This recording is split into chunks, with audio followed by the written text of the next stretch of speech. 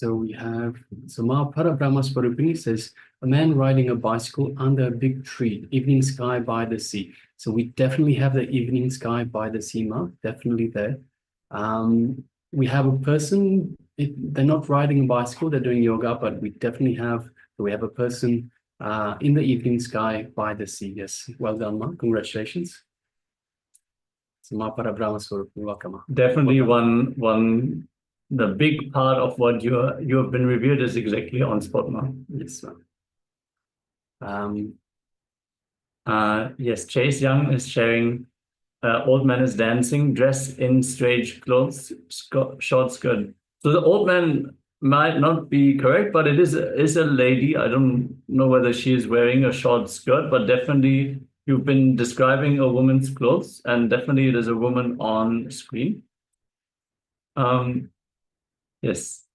So also to you, thank you for sharing. Yes, thank you, Aya.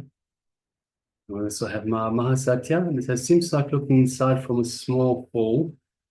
So we sort of get that feeling because the sun is right in the distance. So it sort of gets that feeling that looking through a small hole, light or angle, towards the outside, large darkness. So yes, it is sun setting. So we have a lot of, we have the silhouette of the person, we have darkness on this side as the sun is setting on the other side, Ma. Feel some of light that seems like butterflies. So we have lots of clouds in the sky, Ma. So that might be what you might have seen in terms of butterflies. And the person has the arms spread wide. Yes. So yes, well done, Ma. Thank you very much for sharing. Congratulations, Ma. So well done to everyone. For those of you that haven't shared, if you have found elements in this image that are related to what was revealed to you, then congratulations. Please make sure that you share. So you have to trust, you have to have faith. With trust, you build on this power manifestation. So it is through faith, through trust, through the feeling connection to the divine that we build on the power manifestation. So, all right. So let us now get ready for the second round. So requesting everyone once again, let us put on our eye bands. So we'll do it one more time. And requesting everyone that didn't get a chance to do it the first round, you can definitely have a go at this second round. So requesting everyone, please put on your eye bands. Let us get ready for the second round of power manifestation.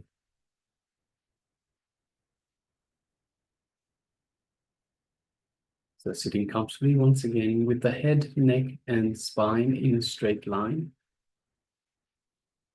Bringing our awareness to our inner space, just below the heart center. And invoking Swamiji in our inner space. Visualizing Swamiji in our Anandaganda, our inner space. And connecting to him, connecting to the Master. We feel this feeling connection that we have to the Master. Feel a warm tingling sensation in our inner space, our Anandaganda.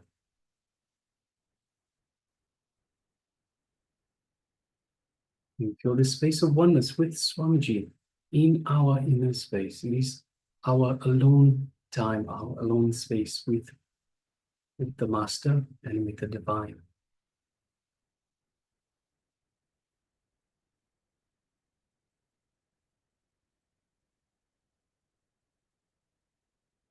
Now let us bring our awareness to the third eye, just between the eyebrows.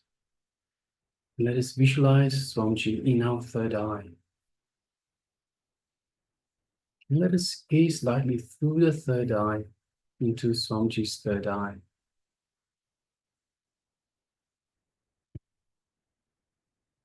And as we do so, we feel an energetic connection to the Master.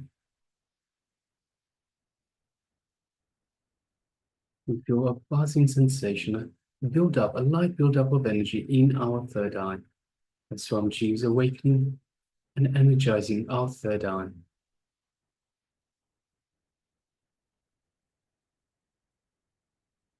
Now let us start chanting the Mahavakya. Om Nithyananda Paramashivoham. Om Nithyananda Paramashivoham. Om Nithyananda Paramashivoham. Let's continue chanting this Mahavakya throughout the power manifestation. And from the space of oneness with Swamiji, let us start manifesting this power of third eye vision, seeing images blindfolded. The image is being displayed for you now. Let us begin. Ananda Paramashivoham.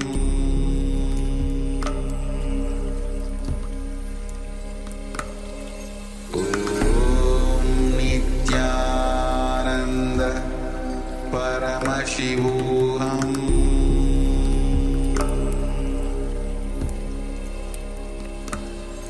Om Nithyananda Paramashivoham.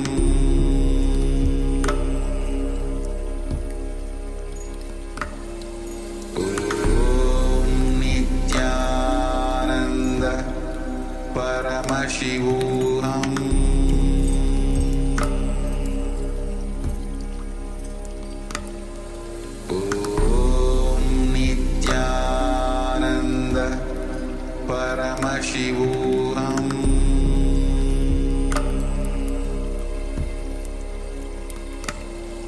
Om Nithyananda Paramashivoham.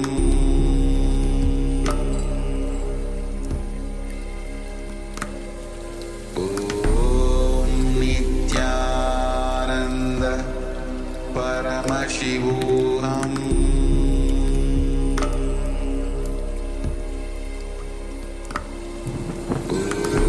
Om Nithyananda Paramashivoham.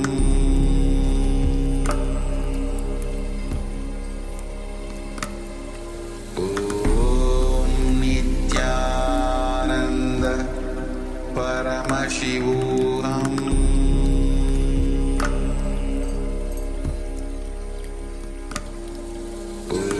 Om Nithyananda Paramashivoham.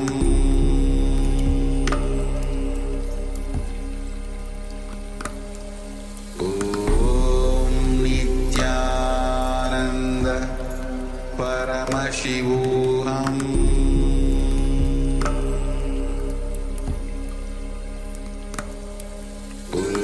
Om Nithyananda Paramashivoham.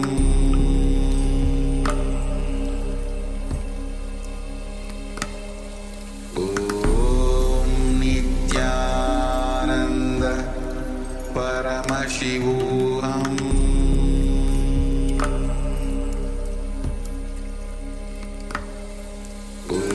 Om Nithyananda Paramashivoham.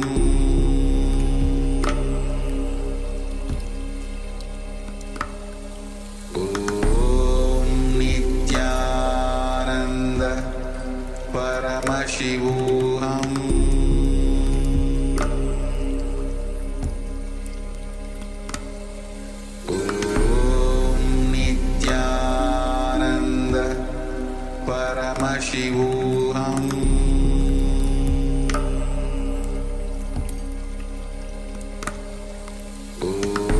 Om Nithyananda Paramashivoham.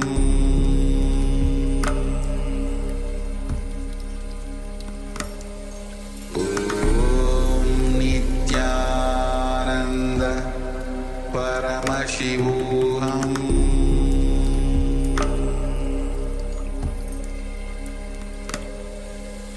Om Nithyananda Paramashivoham.